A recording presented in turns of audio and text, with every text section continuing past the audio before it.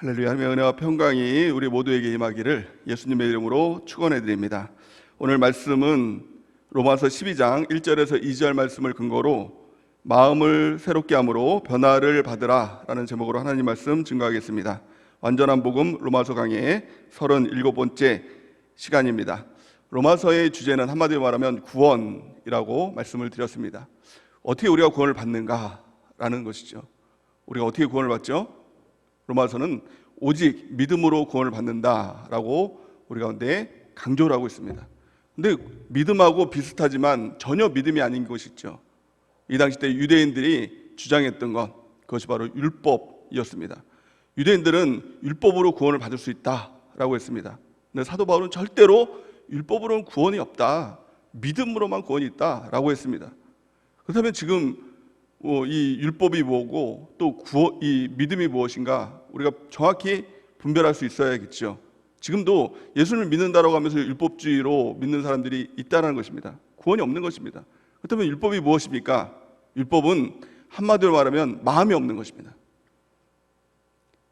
했다 안 했다 이것만 있는 것입니다. 율법을 지켰냐 안 지켰냐 이것만 있는 것입니다. 할례를 받았냐 안 받았냐 이것만 있는 것입니다. 근데 믿음이 무엇입니까? 가장 핵심은 마음입니다. 우리의 마음이 정말 예수님을 믿음으로 그것을 하고 있느냐라는 겁니다. 그것은 누구도 모릅니다. 여러분들 예배를 나왔지만 예배를 나오는 이 행위가 율법적인 행위도 될 수 있다는 것입니다. 예배 나오면 뭐 구원이지, 큐티하면 구원이지, 기도하면 구원이지. 우리 예수퇴진 운동으로 바뀌는 운동으로 지금 나가고 있지 않습니까? 이 가운데서도 했냐 안 했냐 여기에만 치우친다면 율법주의가 될 수 있다는 것입니다. 마음입니다. 믿음의 대상이 누구입니까? 예수님이 믿음이죠. 우리 예수님을 믿는 것이죠. 예수님이 나의 유일한 구세주이시고 예수님이 나의 주인이십니다. 이 믿음으로 행하고 있는가?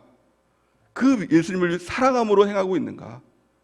그 예수님의 말씀을 믿음으로 우리가 그것을 행하고 있는가? 이것이 바로 믿음의 핵심이 되는 것입니다. 그래서 중요한 것은 바로 마음인 것입니다. 성경은 이렇게 말씀하죠. 로마서 10장 9절에서 10절 우리 같이 한번 읽어보겠습니다. 시작. 내가 만일 내 입으로 예수를 주로 시인하며 또 하나님께서 그를 죽은 자 가운데서 살리신 것을 내 마음에 믿으면 구원을 받으리라. 사람이 마음으로 믿어 의에 이르고 입으로 시인하여 구원에 이르느니라. 아멘. 예수님을 믿을 때 우리가 무엇으로 믿는 것입니까? 마음으로 믿는 것이라는 겁니다. 여러분들의 마음을 점검해야 되는 것입니다. 지금 예배에 나온 이유와 목적이 무엇인가? 내가 정말 예수님을 사랑해서 이 예배에 나온 것인가? 우리가 큐티할 때도 마음을 점검해야 됩니다. 그걸 했다 안 했다 여기에 있는 것이 아니라 정말 내가 주님을 사랑함으로 그 주님을 만나기 위해서 큐티를 하는가? 기도를 하는가? 전도를 하는가? 또 이웃을 사랑하는가? 이것들을 늘 우리가 점검해야 된다는 것입니다. 그래서 마음이 무너지면 다 무너지는 것입니다. 행위로는 신앙생활이 얼마 못 갑니다. 결국에는 그것으로 인해서 이 유대인들은 다 무너진 것 아닙니까? 믿음을 부정한다는 것은 우리 마음을 지키지 못했다는 겁니다. 그래서 성경은 우리 마음의 중요성을 강조하고 있는 것이죠. 그래서 잠언 4장 23절 우리 같이 한번 읽어보겠습니다. 시작. 모든 지킬 만한 것 중에 더욱 내 마음을 지키라. 생명의 근원이 이에서 남이니라. 아멘. 지킬 만한 것들이 얼마나 많습니까? 하지만 그 중에서 마음을 지켜야 된다. 왜 마음을 지켜야 되느냐? 생명의 근원 예수 그리스도, 예수 그리스도의 말씀, 그것이 어디로부터 나옵니까? 마음으로부터 나온다는 겁니다. 그 마음을 성경은 마음밭이라고 이야기를 합니다. 하나님의 말씀이 우리 가운데 씨에 뿌려질 때 말씀에 의해서 변화되는 것이 아니라 마음에 의해서 변화된다는 겁니다. 아무리 하나님의 말씀이 우리 가운데 뿌려지고 아무리 그 말씀이 우리 가운데 풍성히 거한다고 하더라도 그 마음밭이 길가밭이고 또 돌짝밭이고 가시던 뿌리라면 열매는 없다는 겁니다. 우리 마음밭이 착하고 좋은 마음으로 옥토밭으로 바뀌는 것, 이것이 중요하다라고 성경은 말씀하고 있는 것입니다. 누가 천국 갑니까? 마음이 다른 진짜 그리스도인만이 천국 간다는 것입니다. 구약 성경에 보면 이스라엘 민족들이 200만이나 되는 이스라엘 민족들이 이 애굽에서 출애굽해서 광야에 이르고 또 가나안으로 향해 가고 있었지만 그 중에서 여호수아와 갈렙만이 가나안에 들어가죠. 그러니까 지금으로 보면 그 가나안이 천국으로 예표되는 것 아닙니까? 많은 사람이 구원을 받고 침례를 받았다고 하지만 사실은 구원받는 숫자는 몇이 안 될 수 있다는 것입니다. 그렇다면 왜 여호수아와 갈렙은 가나안에 들어가고 나머지는 들어가지 못했느냐? 성경은 한마디로 얘기하는 것입니다. 마음이다, 마음. 마음이 그들과 달랐다라고 이야기하고 있는 것이죠. 민수기 14장 24절 우리 같이 읽겠습니다. 시작. 그러나 내 종 갈렙은 그 마음이 그들과 달라서 나를 온전히 따랐은즉 그가 갔던 땅으로 내가 그를 인도하여 드리리니 그의 자손이 그 땅을 차지하리라. 아멘. 마음이 달랐다는 겁니다. 여러분들은 마음이 다르냐 하는 것입니다. 마음이 그들과 다른가? 마음이 세상 사람과 다른가? 우리 마음을 늘 점검하고 마음을 새롭게 하는 것이 믿음, 그것의 핵심인 것입니다. 구원의 핵심이 된다라는 것입니다. 우리 모두가 진짜 그리스도인 되기 바랍니다. 마음이 다른 진짜 그리스도인 돼서 영원한 천국으로 가는, 천국의 주인공 되는 그 은혜가 넘치기를 예수님의 이름으로 축원해 드립니다. 그렇다면 오늘 말씀을 근거로 해서 어떻게 하면 우리가 마음이 다른 진짜 그리스도인이 될 수 있느냐라는 것을 사도 바울은 말씀을 통해서 제시하고 있는 것입니다. 오늘 2절 말씀을 같이 한번 읽어보겠습니다. 2절 시작. 너희는 이 세대를 본받지 말고 오직 마음을 새롭게 함으로 변화를 받아 하나님의 선하시고 기뻐하시고 온전한 뜻이 무엇인지 분별하도록 하라. 아멘. 가장 첫 번째는 이 세대를 본받아서는 안 된다는 겁니다. 이 세대는 우리의 마음을 자꾸 무너뜨리는 것이죠. 마음이 자꾸 세상 쪽으로 끌고 가는 것, 악한 마귀의 도전들은 우리의 마음으로 도전하는 것입니다. 마음을 자꾸 세상화하고 세속화하는 것입니다. 그래서 결국에는 마귀 자녀 만드는 것이다 라고 성경은 말씀하고 있는 것입니다. 에베소 2장 2절에서 3절 같이 읽겠습니다. 시작. 그때 너희는 그 가운데서 행하여 이 세상 풍조를 따르고 공중의 권세 잡은 자를 따랐으니 곧 지금 불순종의 아들들 가운데서 역사하는 영이라. 전에는 우리도 다 그 가운데서 우리 육체의 욕심을 따라 지내며 육체와 마음이 원하는 것을 하여 다른 이들과 같이 본질상 진노의 자녀였더니. 아멘. 세상 사람과 똑같으면 본질상 진노의 자녀다, 마귀 자녀다. 예수님 믿는다는 것은 그 마음이 세상과 다른 것이다, 이 세대를 본받는 것이 아니다라는 것입니다. 두 번째는 무엇입니까? 오직 마음을 새롭게 함으로 변화받으라는 것입니다. 그리스도의 능력은 변화입니다. 예수님을 믿으면 변화되는 것입니다. 무엇이 변화되는 것입니까?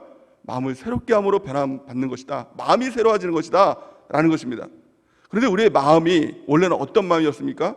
성경은 이렇게 말씀하죠. 예레미야 17장 9절 보니까 만물보다 거짓되고 심히 부패한 것은 마음이라 누가 능히 이를 알려마는, 이렇게 얘기합니다. 우리의 모든 사람들의 마음은 심히 부패했다는 것입니다.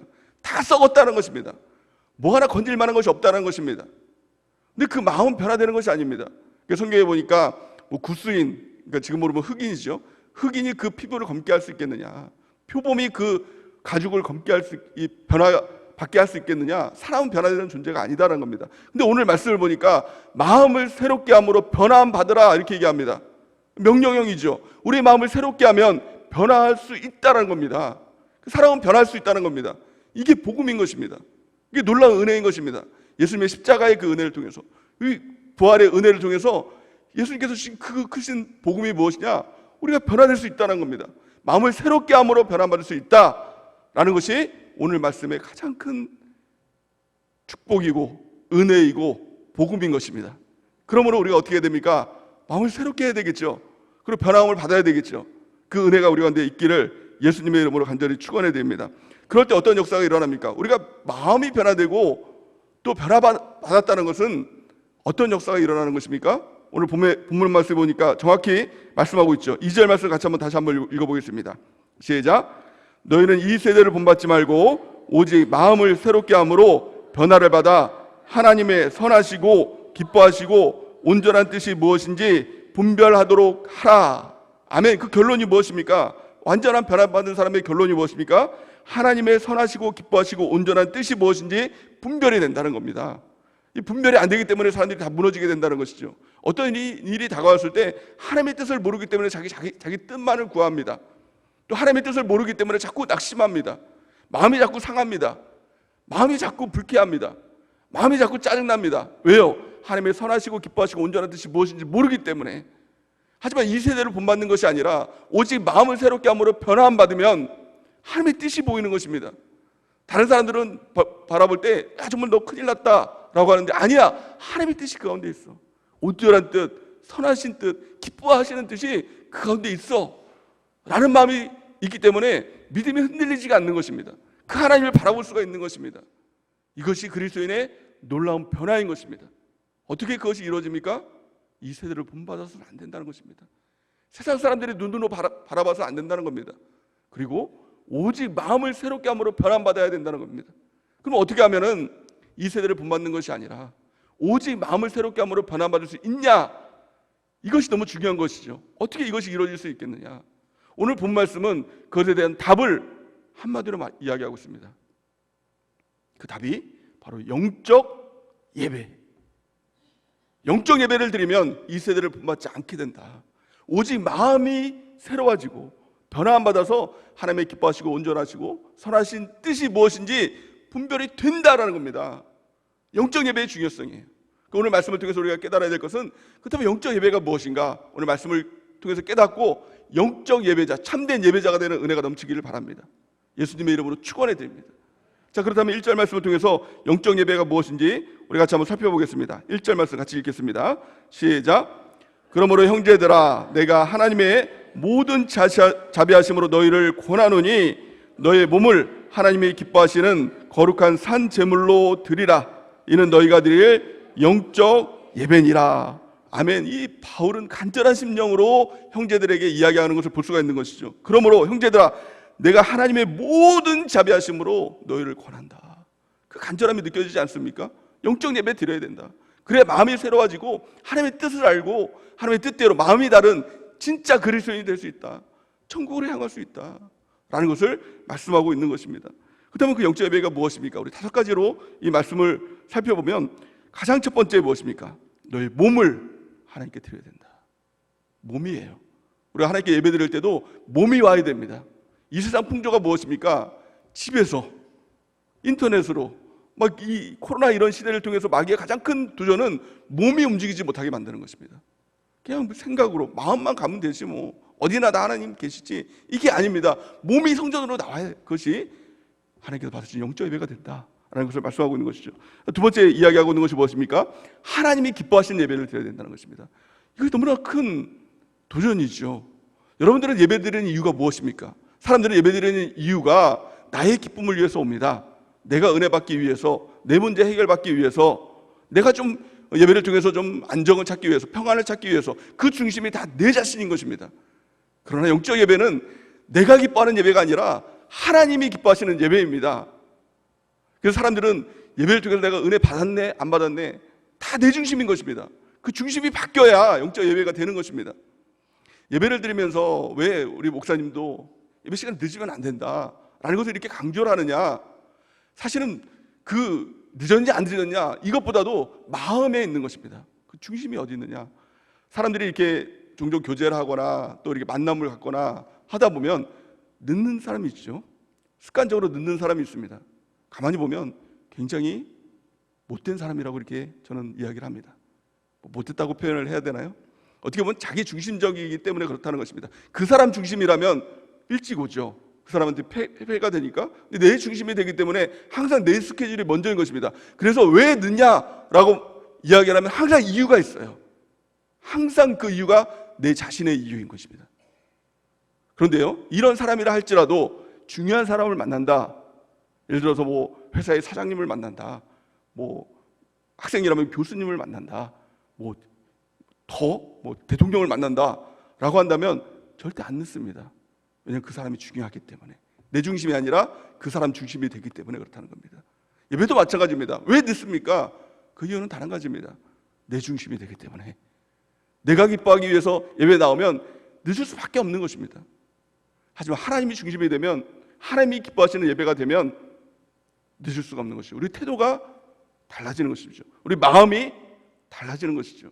내가 은혜 받았네 안 받았네, 말씀이 좋네 안 좋네, 뭐 찬양이 좋네 안 좋네, 뭐 예배드리는 환경이 덥네 뭐 춥네, 이런 것 따지는 것이 아니라 하나님께서 내 예배를 기쁘게 받으셨을까? 여기에 중점을 두면 성경은 이렇게 말합니다. 먼저 그의 나라와 의를 구하라. 그러면 이 모든 것을 너에게 더하시리라. 하나님 중심이 되면 하나님께서 나머지 모든 것을 공급해 주겠다는 겁니다. 내 중심이 되면 우리의 예배는 사실 실패한 예배가 되는 것입니다. 우리 신앙은 사실 실패하는 예배가 되는 것이죠. 그러므로 우리가 하나님이 기뻐하시는 하나님 중심의 예배자가 되는 그 은혜가 넘치기를 바랍니다. 세 번째는 무엇입니까? 구별된, 거룩한이 무엇입니까? 구별되는 것이죠. 세상과 구별된, 우리의 몸도 마음도 물질도 구별되게 하나님께 드릴 수 있는 그런 예배자가 되어야 된다는 것입니다. 네 번째는 무엇입니까? 산 예배를 드려야 된다. 살아있는 예배를 드려야 된다는 것입니다. 죽은 예배를 드리면 안 된다는 겁니다. 살아있다는 것은 무엇입니까? 반응한다는 것이죠. 예배에 나오면 하나님께 반응이 있어야 되는 것입니다. 찬양을 하면 기쁜 찬양으로 반응을 하고, 또 회개의 말씀이 선포되면 회개에 반응을 하고, 눈물을 흘리며 하나님께 나가는 그런 반응을 하고, 아멘하며 하나님께 말씀을 듣는 반응을 하고, 우리의 모든 것이 반응으로 하나님께 나가야 된다는 것입니다. 예배의 구경꾼이 되면 안 되는 것입니다. 죽은 예배는 반응이 없는 예배인 것이죠.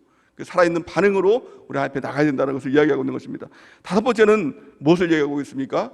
제물로 드리라. 무엇을? 우리의 몸을 하나님께서 기뻐 받으시는 산 제물로 드려야 된다는 것입니다. 이 제물이라는 것은 우리 자신을 얘기하는 것이죠. 전에 담임 목사님께서 여러 차례 이 제물에 대해서 우리가 이제 설명을 해주셨습니다. 구약의 제물을 드릴 때 이 제물 그냥 하나님께 드리는 거니까 뭐 제사장 주고 오지, 이게 아닙니다. 제물을 어떻게 드립니까? 양이나 소나 아주 값진 그것을 드리죠. 그 제물은 내 자신을 말하는 겁니다. 그 제물을 드릴 때 어떻게 드립니까? 아주 처참하게 죽입니다. 목을 자르죠. 그리고 두 번째는 꼬리를 자르죠. 그리고 껍질을 그냥 확 다 벗겨내죠.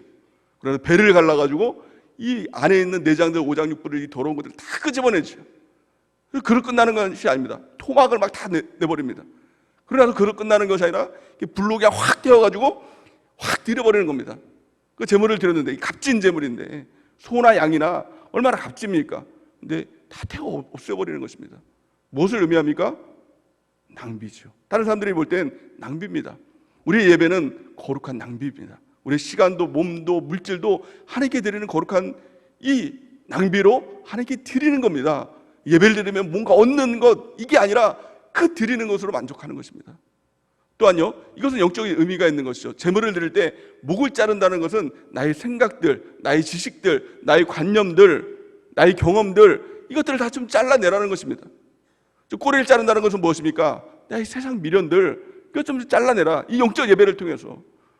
또 나의 껍질을 벗긴다는 것은 무엇입니까? 세상에 있는 때, 찌든 때들, 세상의 풍습들, 이것들이 죄악들, 이것들을 다 끄집어내라는 것입니다.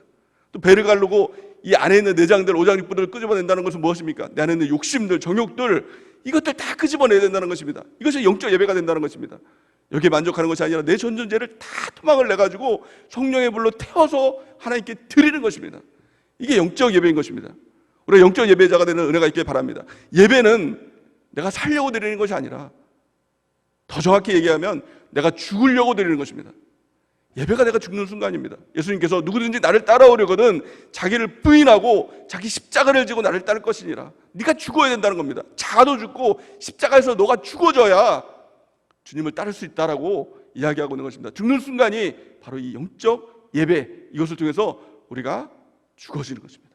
그럴 때 어떤 역사가 일어납니까? 죽음으로 끝나는 것이 아니라 내 안에 있는 예수님이 그때부터 보이기 시작합니다. 내가 죽고 내 안에 예수님이 계시는구나. 이게 진짜 믿음이 생겨나게 된다는 것입니다. 이것이 믿음이에요. 이것이 진짜 믿음이에요. 내가 죽지 않으면 주님이 보이지 않습니다. 주님이 느껴지지 않습니다. 진짜 주님이 실감이 되지 않는다는 겁니다. 주님이 나와 함께 하시고 내 옆에 계시다고 하더라도 실감이 안 돼요. 근데 영적 예배를 통해서 내가 진짜로 죽어지면 내 안에는 예수 그리스도가 보이기 시작하고 느껴지기 시작하고 또 그 예수님이 실감이 되기 시작한다라고 사도 바울은 우리에게 고백하고 있는 것입니다. 그것이 갈라디아서 2장 20절 말씀인 것이죠. 우리 같이 한번 읽어보겠습니다. 시작. 내가 그리스도와 함께 십자가에 못 박혔나니 그런즉 이제는 내가 사는 것이 아니요 오직 내 안에 그리스도께서 사시는 것이라. 이제 내가 육체 가운데 사는 것은 나를 사랑하사 나를 위하여 자기 자신을 버리신 하나님의 아들을 믿는 믿음 안에서 사는 것이라. 아멘. 그것이 진짜 믿음이, 마음이 다른 진짜 그리스도인이 되는 것, 영적 예배를 통해서 내 자신이 죽어져야 하는 것입니다. 나의 생각도 죽어지고 세상 미련도 끊어져야 되는 것이고, 또 세상에 찌든 죄악들 이런 껍데기 다 벗겨져야 되는 것이고, 내 안에 있는 욕심들, 오장육부 이 더러운 것들 다 끄집어내야 되는 것이고, 나를 다 도망쳐가지고 내 전전대가 성령의 불로 태워져서 하나님께 드려지는 이 예배자가 될 때 내 안에는 예수님이 발견되고, 그 예수님을 믿는 믿음으로, 진짜 믿음으로 마음이 다른 그리스도인으로 변화되는 하나님의 놀라운 역사가 일어나게 된다라고 오늘 본 말씀 우리에게 정확히 말씀해주고 있는 것입니다. 이것을 깨달았던 이 사도 바울은 모든 예배 가운데 자기 자신이 죽기 위해서 나가죠. 그래서 그 자랑합니다. 나는 날마다 죽노라. 이것이 우리의 유일한 자랑거리가 되는 것입니다. 성경은 이렇게 말씀합니다. 고린도전서 15장 31절 우리 같이 읽겠습니다. 시작. 형제들아, 내가 그리스도 예수 우리 주 안에서 가진 바 너희에 대한 나의 자랑을 두고 단언하노니 나는 날마다 죽노라. 아멘. 우리 모든 예배를 통해서 날마다 죽는 은혜가 있길 바랍니다. 예배에는 크게 세 종류의 예배가 있습니다. 우리가 지금 드려지는 회중 예배, 공적 예배, 이것을 우리가 보통 예배라고 이야기를 하죠. 또 아침마다 우리가 큐티를 할 때 드려지는 예배, 기도하고 하나님께 기도하고 또 성막 기도도 하죠. 또 하나님께 기도하면서 큐티를 하면서 말씀을 받는 그 시간이 개인 예배라고 이야기를 합니다. 또 우리의 삶을 통해서 우리 주님이 우리와 동행하고 그 주님을 느끼고 주님과 함께하는 삶을 통해서 드려지는, 나를 위해 사는 삶이 아니라 주님을 위해서 드려지는 그 삶을 사는 것, 이것을 바로 삶의 예배라고 하는 것입니다. 그 모든 것을 통해서 우리가 해야 될 것은 단 한 가지입니다. 내 자아가 죽는 것입니다. 내 죄악이, 세상의 모든 것들이 다 죽는 것이다 라는 것입니다. 그래서 성경은 그 죽는 것에 대해서 이야기를 하고 있는데요, 무엇이 죽느냐라는 것을 성경은 우리에게 가르쳐주고 있는 것이죠. 골로새서 3장 5절 말씀 우리 같이 읽겠습니다. 골로새서 3장 5절 시작. 그러므로 땅에 있는 지체를 죽이라. 곧 음란과 부정과 사욕과 악한 정욕과 탐심이니 탐심은 우상 숭배니라. 아멘. 이 우상들과 여러분들 싸워본 적이 있습니까? 이 음란, 부정, 사욕, 이 악한 정욕들, 세상의 어떤 습관들, 이런 것들과 끊기 위해서 여러분들 싸워본 적 있으세요? 없으십니까? 반응이 없으신 것 같아요. 안 됩니다. 담배 하나 끊는 것도 예수님 잘 믿으면 담배 끊고 술 끊고 다 될 것 같지만 안 됩니다. 잘 안 끊어집니다. 근데 끊어질 수 있는 방법, 영적 예배자 되는 것입니다. 모든 예배 가운데, 그 예배 가운데 내가 영적 예배자가 되겠다. 나의 몸을 드리는 예배로, 주님을 기뻐하시는 예배로, 내가 산 제물로 드려지는 그 예배로, 거룩한 예배로 하나님께 드리겠다. 그 결단을 가지고 예배 가운데 나와서 나를 위한 예배가 아니라 하나님께 드려지는 예배로 나의 모든 것도, 나의 몸도, 나의 마음도, 나의 물질도, 나의 시간도 거룩한 낭비로 하나님께 다 드리겠다. 이 마음으로 나와서 예배드리는 참된 예배자가 되는 은혜가 있길 바랍니다. 그래서 예배의 성공자가 삶의 성공자라는 말이 무엇입니까? 예배를 통해서 내가 죽는 것, 이것이 성공한 예배가 되는 것입니다. 그럴 때 삶의 성공자가 될 수 있는 것입니다. 그때 마음이 다른 진짜 그리스도인이 될 수 있는 것이죠. 그 예배를 위한 삶을 살고 또 예배로 인한 삶을 살아가는 것이죠. 우리 목사님께서 강조하는 그 강조했던 그 모든 것들 아닙니까? 우리가 그 삶을 살아가는 은혜가 있길 바랍니다. 마음이 바뀌면 그때부터 진짜 하나님의 말씀이 우리 가운데 심겨지기 시작하는 것입니다. 그 이전에는 항상 죄인의 길로 갑니다. 항상 우리는 결단하지만 항상 감정의 길로 갈 수밖에 없는 것입니다. 하지만 마음이 바뀌어지면, 영적 예배를 통해서 마음을 새롭게 함으로 변화받고 하나님의 뜻을 알게 되면 그때부터 진짜 하나님의 말씀이 우리 가운데 심겨지고 말씀의 길로, 예수님이 갔던 그 길로 우리가 갈 수가 있는 것입니다. 우리 모두 영적 예배자, 진짜 예배자 되는 은혜가 넘치기를 바랍니다. 그래서 예배를 위한 삶을 살기 바랍니다. 예배로 인한 삶이 되기 바랍니다. 예배의 성공자가 되고 삶의 성공자가 되는 그 은혜가 넘치기를 예수님의 이름으로 간절히 축원해야 됩니다.